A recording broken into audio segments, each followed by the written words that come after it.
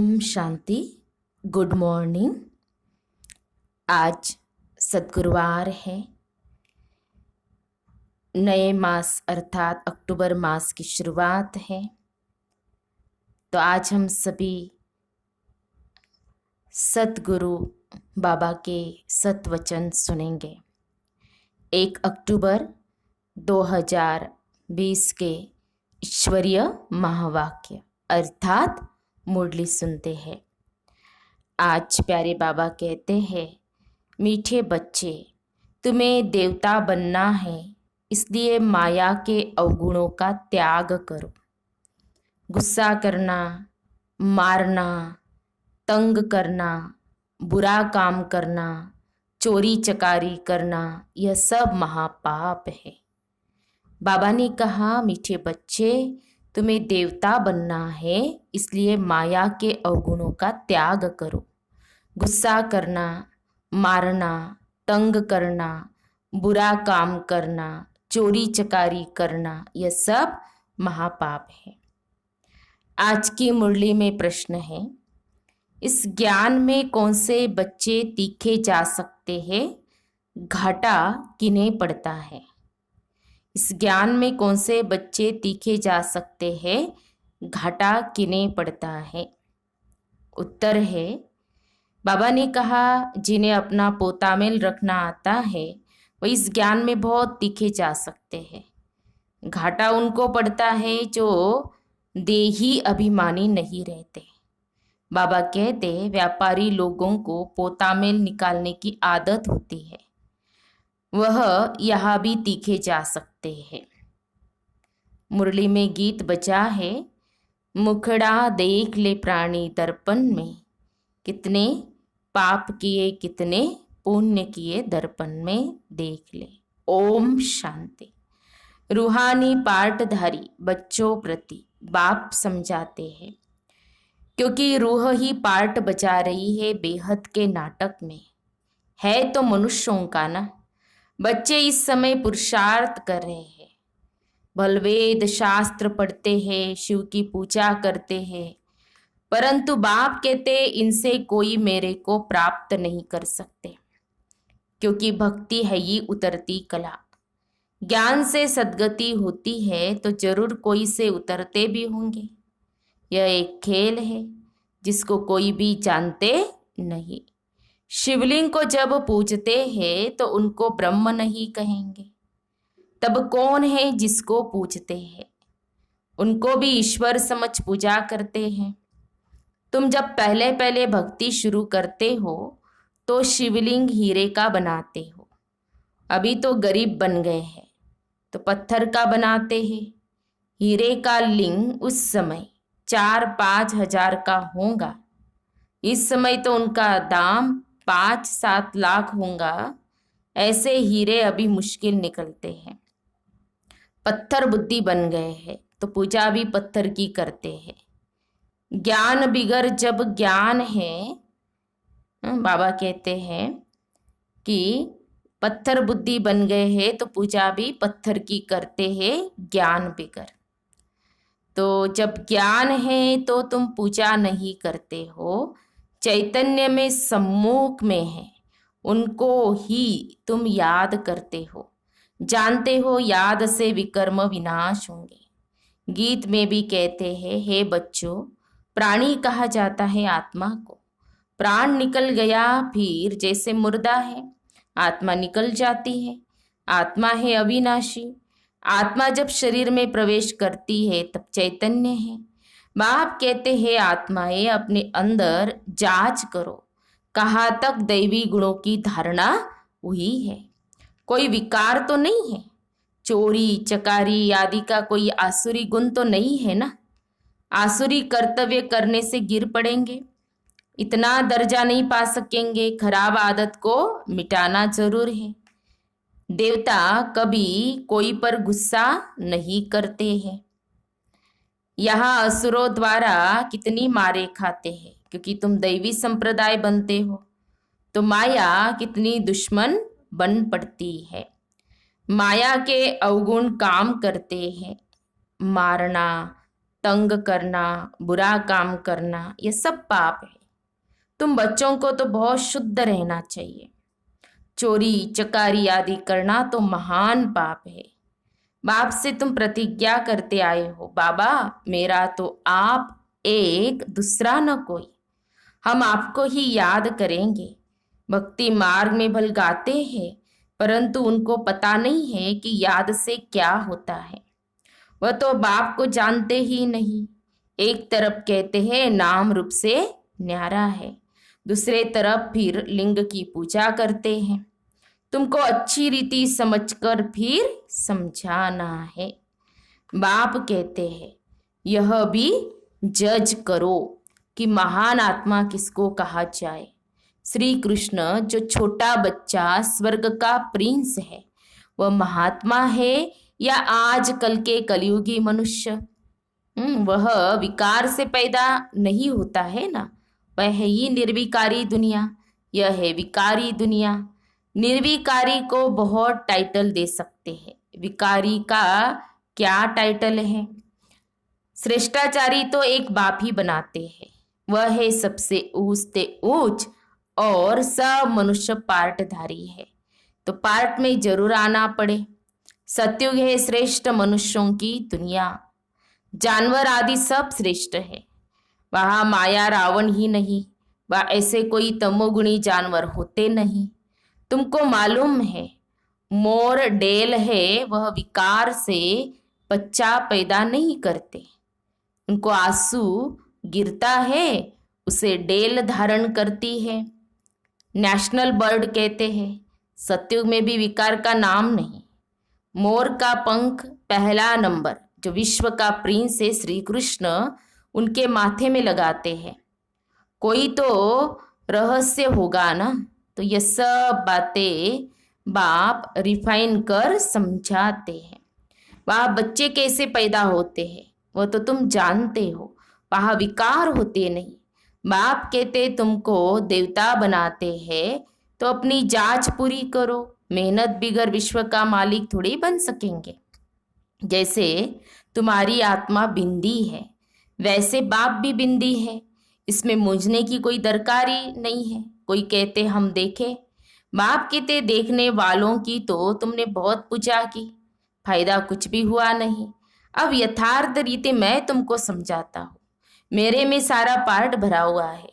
Supreme soul हूँ ना, supreme father. कोई भी बच्चा अपने लौकिक बाप को ऐसे नहीं कहेंगे, एक को ही कहा जाता है।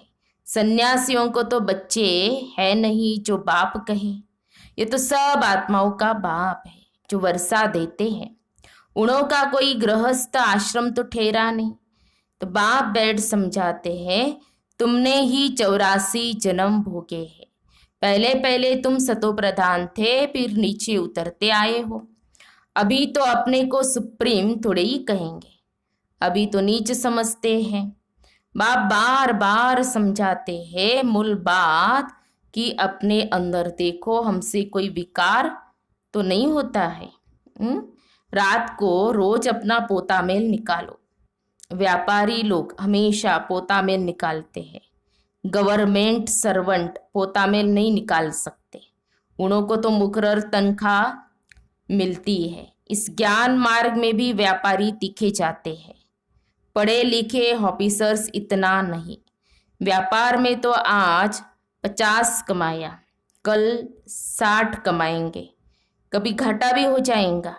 गवर्नमेंट सर्वेंट की फिक्स पे होती है। इस कमाई में भी अगर देही अभिमानी नहीं होंगे तो घाटा पड़ जाएगा। माताएं तो व्यापार करती नहीं, उनके लिए फिर और ही सहज है। कन्याओं के लिए भी सहज है, क्योंकि माताओं को तो सीढ़ी उतरनी पड़ती है। बलिहारी उनकी जो इतनी मेहनत करती है। कन्याएं तो विकार में गई ही नहीं तो छोड़े फिर क्या। पुरुषों को तो मेहनत लगती है, कुटुंब परिवार की संभाल करनी पड़ती है। सीढ़ी जो चढ़ी है वह सारी उतरनी पड़ती है। घड़ी घड़ी माया थप्पड़ मार गिरा देती है। अभी तुम बीके बने हो। कुमारियाँ पवित्र ही होती है। सबसे जास्ती होता है पति का प्रेम। तुम्हें तो पतियों के पति परमात्मा को याद करना है और सबको भूल जाना है। माँ बाप का बच्चों में मोह होता है। बच्चे तो है ही अनजान, शादी के बाद मोह शुरू होता है। पहले स्त्री प्यारी लगती है, फिर विकारों में ढकेलने की सीढ़ी शुरू कर देते हैं। कुमारी निर्विकारी है तो पूजी जाती है। तुम्हारा नाम है बीके, तुम महिमा लायक बन फिर पूजा लायक बनते हो। बाप ही तुम्हारा टीचर भी है, तो तुम बच्चों को नशा रहना चाहिए, हम स्टूडेंट हैं। भगवान जरूर भगवान भगवती ही बनाएंगे, सिर्फ समझाया जाता है। भगवान एक है, बाकी सब है भाई भाई, दूसरा कोई कनेक्शन नहीं। प्रजापिता ब्रह्मा से रचना होती है, फिर वृद्धि होती है। आत्माओं की वृद्धि नहीं कहेंगे, वृद्धि मनुष्यों की होती है। आत्माओं का तो लिमिट नंबर है, बहुत आते रहते हैं। जब तक वहाँ है आते रहेंगे, झाड़ बढ़ता रहेगा, ऐसे नहीं कि सूख जाएगा। इनकी भेंट बनेन ट्री से की जाती है, फाउंडेशन है नहीं, बाकी सारा झाड़ खड़ा है। तो तुम्हारा भी ऐसे है, फाउंडेशन है नहीं, कुछ न कुछ निशानी है। अभी तक भी मंदिर बनाते रहते हैं। मनुष्यों को थोड़ी ही पता है कि देवताओं का राज्य कब था, फिर कहाँ गया। यह नॉलेज तुम ब्राह्मणों को ही है। मनुष्यों को यह मालूम नहीं कि परमात्मा का स्वरूप बिंदी है।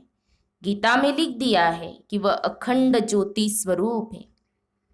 आगे बहुतों को साक्षात्कार होता था, भावना अनुसार बहुत लाल लाल हो जाते थे, बस हम नहीं सहन कर सकते।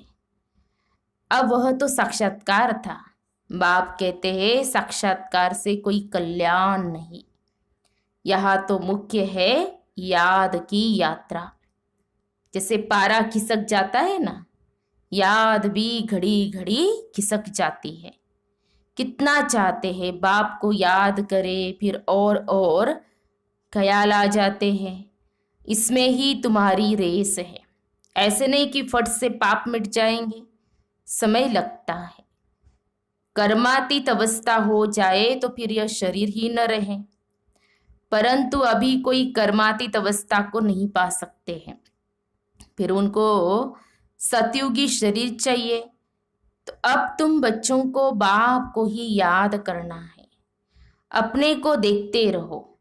हमसे कोई बुरा काम तो नहीं होता है, पोतामेल जरूर रखना है। ऐसे व्यापारी झट साहूकार बन सकते हैं। बाप के पास जो नॉलेज है वह दे सकते हैं। बाप कहते मेरी आत्मा में यह ज्ञान नूंदा हुआ है, हू बहू तुमको वही बोलेंगे जो कल्प पहले ज्ञान दिया था। बच्चों को ही समझाएंगे और क्या जाने। तुम इस सृष्टि चक्र को जानते हो, इसमें सब एक्टर्स का पार्ट नूंदा हुआ है। बदल सदल नहीं सकता, न कोई छुटकारा पा सकता है। हाँ, बाकी समय मुक्ति मिलती है। तुम तो ऑल राउंड हो, 84 जन्म लेते हो। बाकी सब अपने घर में होंगे, फिर पिछाड़ी में आएंगे। मोक्ष चाहने वाले यहाँ आएंगे नहीं, वह फिर पिछाड़ी में चले जाएंगे। ज्ञान कभी सुनेंगे नहीं, मच्छरों सदृश आए और गए। तुम तो ड्रामा अनुसार पढ़ते हो, जानते हो। बाबा ने 5000 वर्ष पहले भी ऐसे राजयोग सिखाया था। तुम फिर औरों को समझाते हो कि शिव बाबा इसे कहते हैं। अभी तुम जानते हो हम कितने ऊंच थे, अब कितने नीच बने हैं, फिर बाप ऊंच बनाते हैं। तो ऐसे पुरुषार्थ करना चाहिए ना। यहाँ तुम आते ही हो रिफ्रेश होने, इसका नाम ही पड़ा है मधुबन। मधुबन में जो माउंट आबू में होकर के आए हैं, जिसे हम मधुबन कहते हैं, जैसे स्वर्ग का मॉडल है। तो जाते ही क्या हो जाते हैं, एकदम रिफ्रेश हो जाते हैं। तुम्हारे कलकत्ता व बॉम्बे में थोड़ी मुरली चलाते हैं, मधुबन में ही मुरली बाजे। मुरली सुनने के लिए बाप के पास आना होगा। मुरली सुनने के लिए बाप के पास आना होगा, रिफ्रेश होने के लिए। तो नई नई पॉइंट्स निकलती रहती हैं। सम्मुख सुनने में तो फील करते हो, बहुत फर्क रहता है। हाँ, जिन्होंने चलो साकार में तो जिन्होंने पालना ली है, ब्रह्मा बाबा जब साकार में थे वो तो बहुत बहुत भाग्यशाली कि साकार में पालना ली। फिर उसके बाद अव्यक्त पालना शुरू हुई, अव्यक्त बाप दादा का पार्ट अभी वो भी नहीं है ना। तो बाबा जैसे कि बाबा सम्मुख रहते तो कितने रिफ्रेश हो जाते, सम्मुख सुनने में तो फील करते हो, जो बाबा कहते हैं बहुत फर्क रहता है।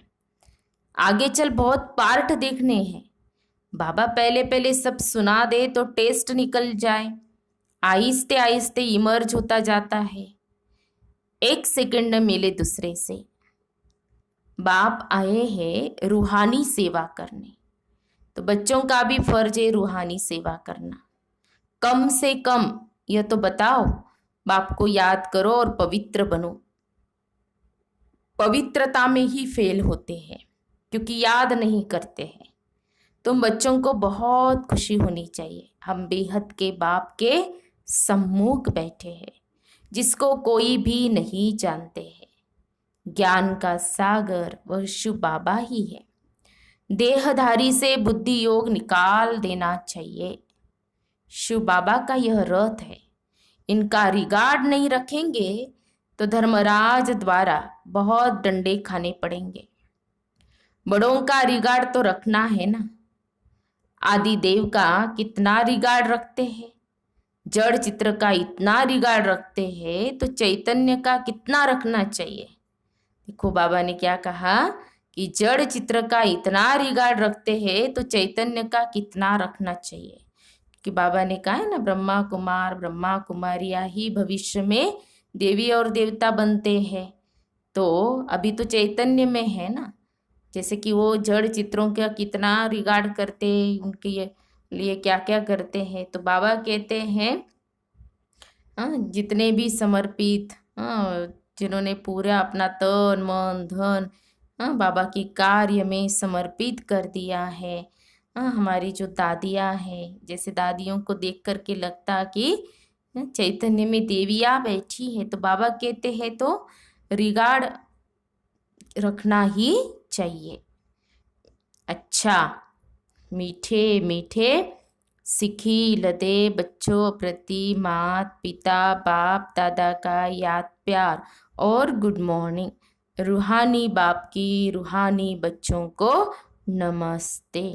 हम रूहानी बच्चों की रूहानी बाप दादा को याद प्यार और नमस्ते नमस्ते। ओम शांति ओम शांति ओम शांति। गुड मॉर्निंग बाबा, शुक्रिया बाबा, थैंक्स बाबा। धारणा के लिए मुख्य सार, आज की मुरली का सार 2 पॉइंट में। पहली पॉइंट है, अंदर में अपनी जांच कर दैवी गुण धारण करने हैं, खराब आदतों को निकालना है, प्रतिज्ञा करनी है, बाबा हम कभी भी बुरा काम नहीं करेंगे। दूसरी पॉइंट, कर्मातीत अवस्था को प्राप्त करने के लिए याद की रेस करनी है, रूहानी सेवा में तत्पर रहना है, बड़ों का रिगार्ड रखना है, बड़ों का रिगार्ड रखना है। फिर है आज की मुरली में बाबा का वरदान, सर्व खजानों को स्व के प्रति और औरों के प्रति यूज करने वाले अखंड महादानी भव। सर्व खजानों को स्व के प्रति और औरों के प्रति यूज करने वाले अखंड महादानी भव। स्पष्टीकरण है, जैसे बाप का भंडारा सदा चलता रहता है, रोज देते हैं, ऐसे आपका भी अखंड लंगर चलता रहे, क्योंकि आपके पास ज्ञान का, शक्तियों का, खुशियों का भरपूर भंडारा है। इसे साथ में रखने व यूज करने में कोई भी खतरा नहीं है। यह भंडारा खुला होगा तो चोर नहीं आएगा, बंद रखेंगे तो चोर आ जाएंगे। बाबा ने कहा यह भंडारा खुला होगा तो चोर नहीं आएगा, बंद रखेंगे तो चोर आ जाएंगे। इसलिए रोज अपने मिले हुए खजानों को देखो और स्व के प्रति और औरों के प्रति यूज करो तो अखंड महादानी बन जाएंगे। तो कौन से खजाने दिए बाबा ने हम बच्चों को? ज्ञान का खजाना, गुणों का खजाना, शक्तियों का खजाना, खुशियों का खजाना, बहुत सारे खजाने बाबा ने दिए। तो इसको क्या करना है? इन खजानों को बांटना है। फिर है स्लोगन, सुने हुए को मनन करो, मनन करने से ही शक्तिशाली बनेंगे। सुने हुए को मनन करो, मनन करने से ही शक्तिशाली बनेंगे। तो ये थे प्यारे बाबा के, सतगुरु बाबा के सतवचन, मधुर महावाक्य, धारणाओं भरे महावाक्य। आज प्यारे बाबा ने धारणाओं भरी मुरली चलाई है। तो बाबा ने कहा हमारे अंदर जो भी खराब आदतें हैं उनको निकाल देना है, कोई भी बुरा काम हमें करना नहीं है और रिगार्ड रखना है। तो जैसे इस ज्ञान में जो बहुत सालों से पुराने हैं, तो बाबा कहते हैं वो तो बड़े हो गए ना जो इस ज्ञान में चल रहे हैं। फिर आज की मुरली से 5 स्वमान जरूर निकालेंगे और उसका अभ्यास करेंगे। तो आज सद्गुरुवार है तो सद्गुरु बाबा को भोग भी लगेगा। अच्छा, ओम शांति, ओम शांति, ओम शांति।